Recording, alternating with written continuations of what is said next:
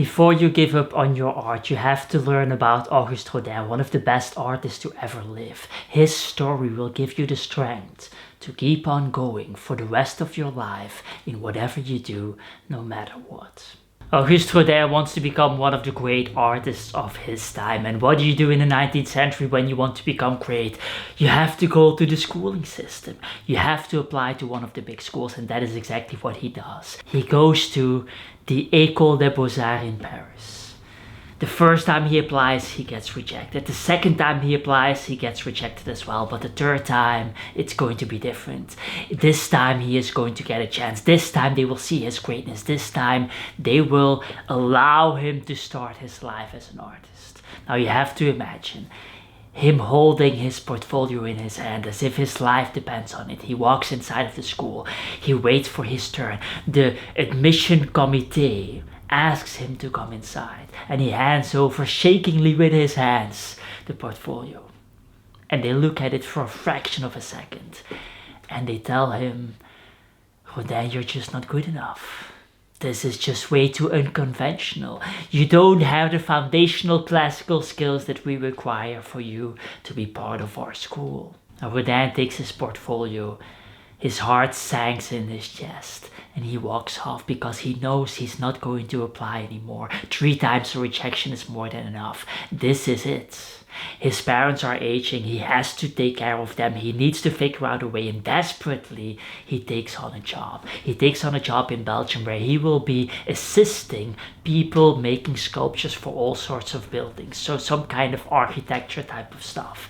And it's a loser job. He's just a random assistant. This is not the great art career that he dreamed of. But there is one positive to this job. He is still using his hands. He is still keeping the dream alive. And late at night, when nobody is watching, he is putting in the reps. He is becoming an artist that those loser committee people will have killed for. He will take revenge one day. And many years later, determined to make something of himself, he goes back to Paris. This time with an amazing sculpture, the Bronze Age, a sculpture that would go into the history books many, many decades later. And he shows it to the people. And what do they say? They say that he's cheating. They say that it is too realistic. They say that it is impossible for a sculpture to make something this good. Now Rodin is pissed off. What the hell is going on? First he is not good enough. First they laugh with his skill sets. And now he is so good that they call him a cheater. He can't believe his eyes. How is this possible? Luckily there is one government official that looks at the whole goddamn thing and thinks by himself, everybody hates on Rodin, but I think there's something here. I like him and I'm gonna give him a commission. He gets a commission to make a particular gate. This will become the Gate of Hell, a gate that he works on for many years and becomes an absolute masterpiece. Now this is all well said and done, but it's much harder if you try it in real life. Let's say you want to take an example of Rodin. Let's say you want to also take a meaningless job, some kind of thing that keeps the energy alive, just like Rodin. What do? Well, you go into the online marketplace. You go on things like Fiverr or online galleries or stuff like that. And what do you see there? You see that there are way too many artists doing the same thing. And not just that, these artists are living in places like Bangladesh. They can survive on $7 a month, $16 a year. And so what are you going to do if you live in London or New York and you need $16,000 to survive for one single day? How are you going to outcompete some guy from Bangladesh on price? How? Well, I can tell you how. You're not going to outcompete them. You will absolutely lose. You will sell 0 paintings and they will sell however many paintings that they want to sell at $5. And so this is not an option. In the globalist world, you can't actually outcompete on price anymore because price competition is done by people in Bangladesh. And so what is the alternative? Well, you can build a brand. You can build a brand that demands a higher price point. And how are you going to do that? Well, you can go to social media, but on social media, everybody is fighting. The whole world, millions of people are trying to get the same amount of attention. And so this is a very difficult job to do. And as you're sitting there in your studio, you look at the painting that you're working on. This is the third version of this painting. The first two versions you erased. At least you found what it isn't. And you scroll on Instagram or some other random social media network, you're a little bit distracted. And what do you see? You see the most amazing thing in the world. You see a 16-year-old with 10,000 likes. That's 9,993 more likes than you have. And you instantly feel terrible because they are, or you are, 3 times their age. And so you're sitting there thinking by yourself, how is this possible? How are they getting 10,000 likes and I'm only getting 7 likes?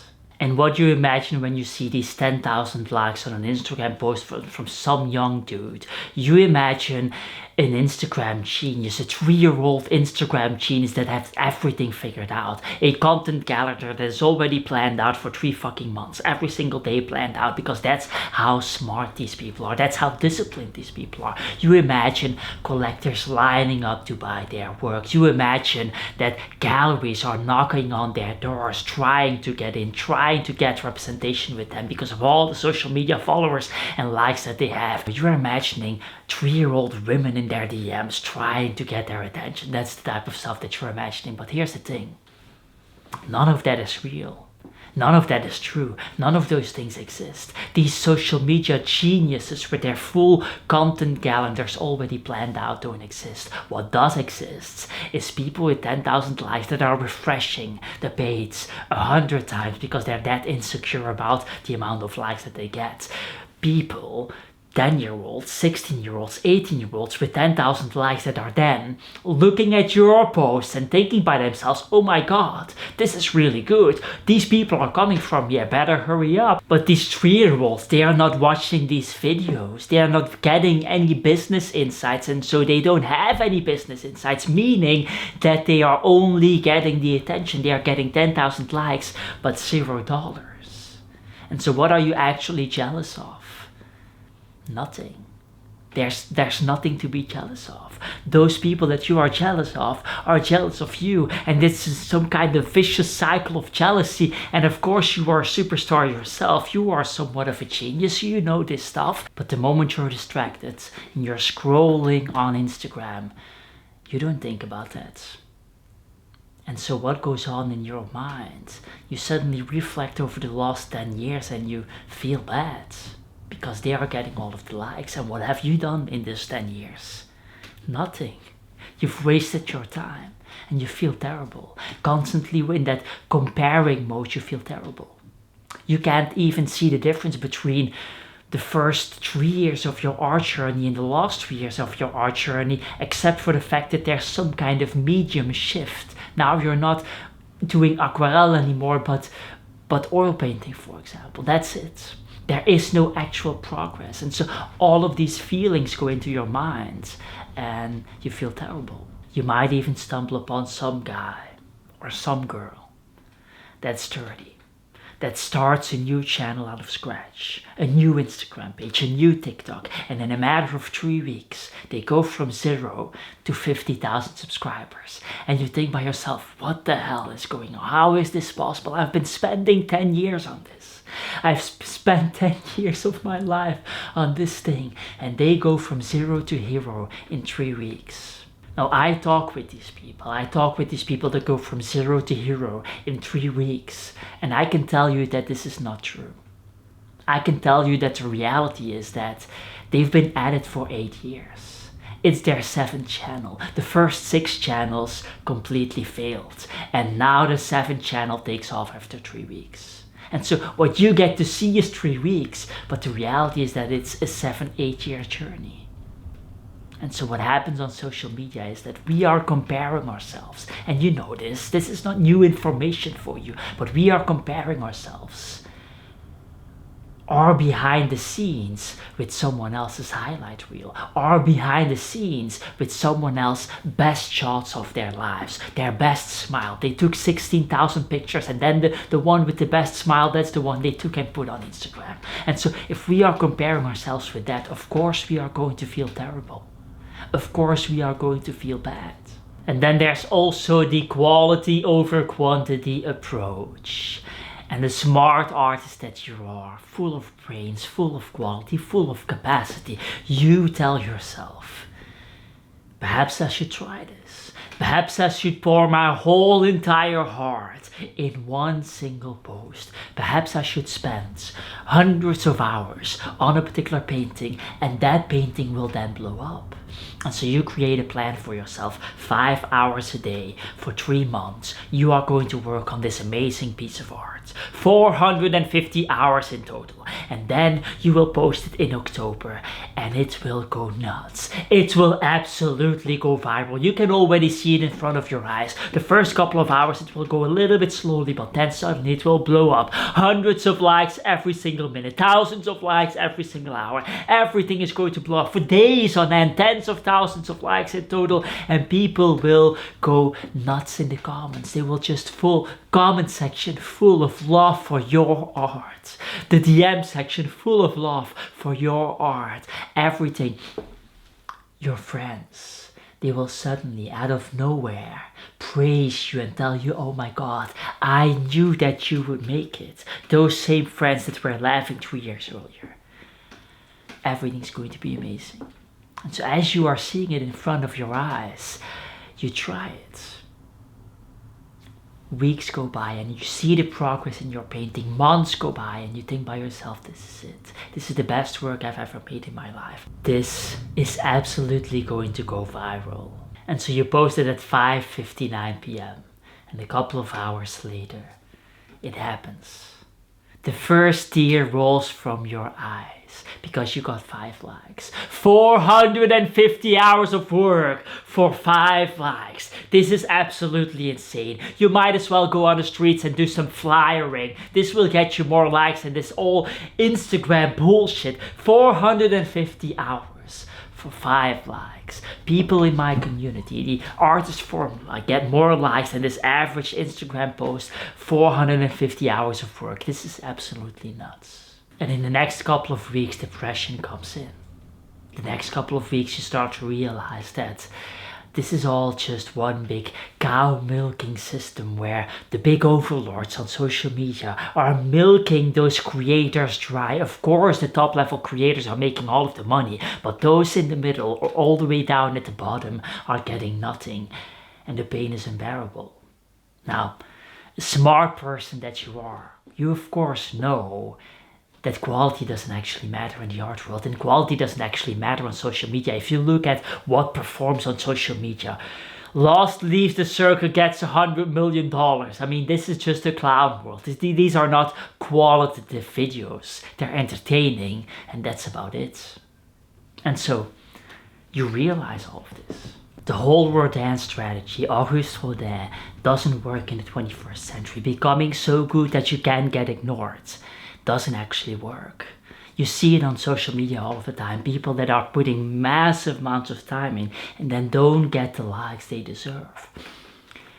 What matters is a combination of becoming good, having the skill sets, but then also learning marketing. And the sad reality is that people don't learn marketing.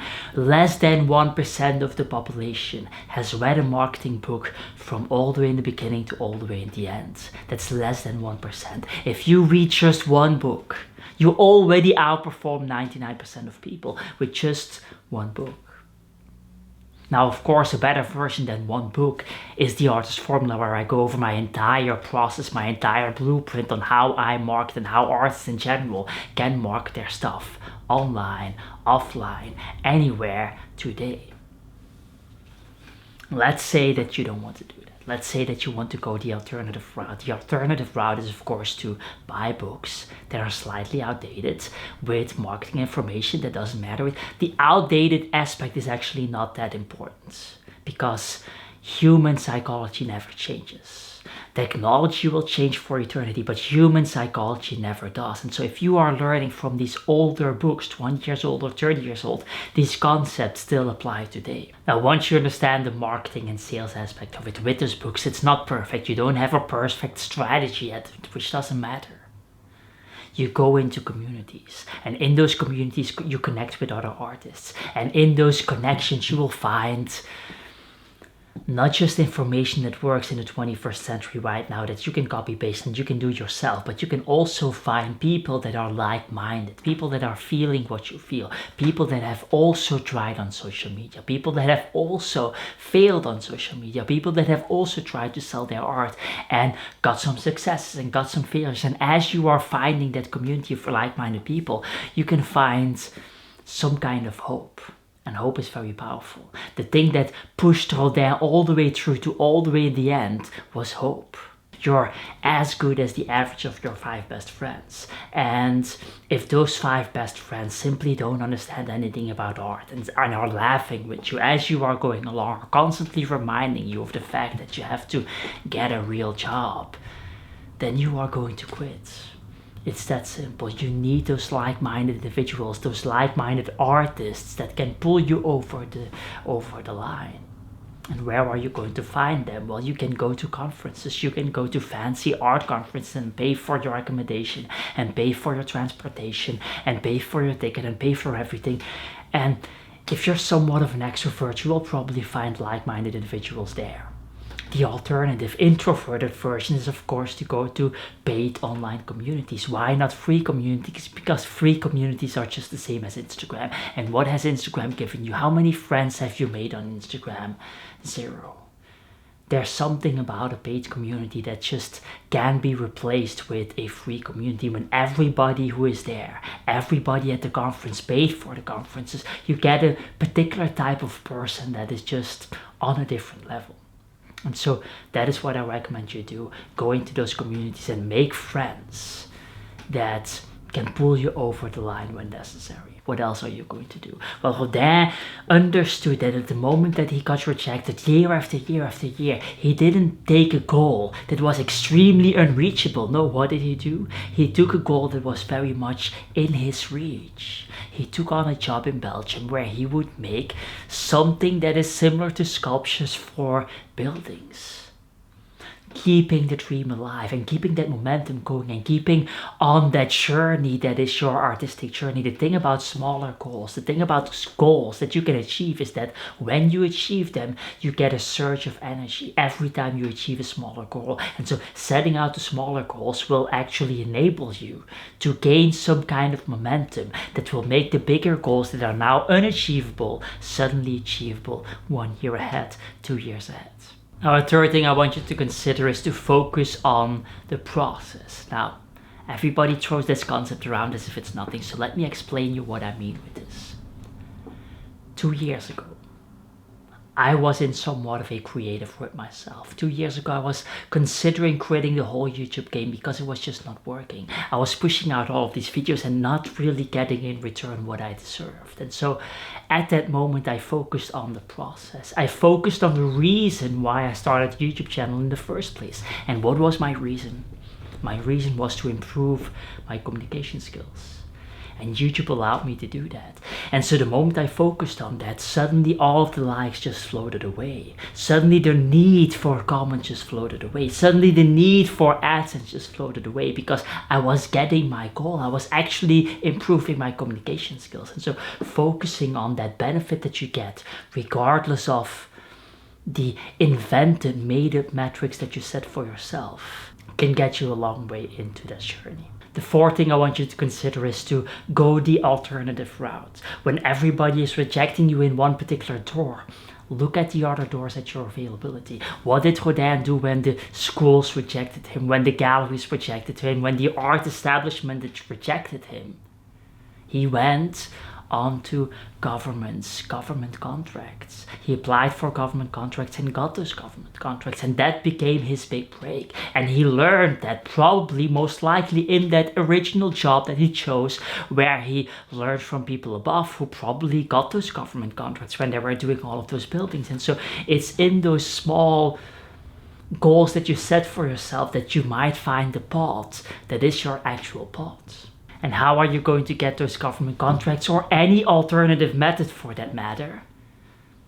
Well, then we go to the first point again. Learning how to market, learning how to communicate, learning how to sell yourself. Those basic skill sets will enable you to actually go that alternative route. Now, throughout this video, we talked about marketing and sales. I've made a video explaining that whole process, an hour long, with everything that I know when it comes to marketing and sales. And if you want something free, I also have a free newsletter where you will learn how to sell and market your art with just 5 minutes a week. Link in the description. That's it. Get the hell out of here.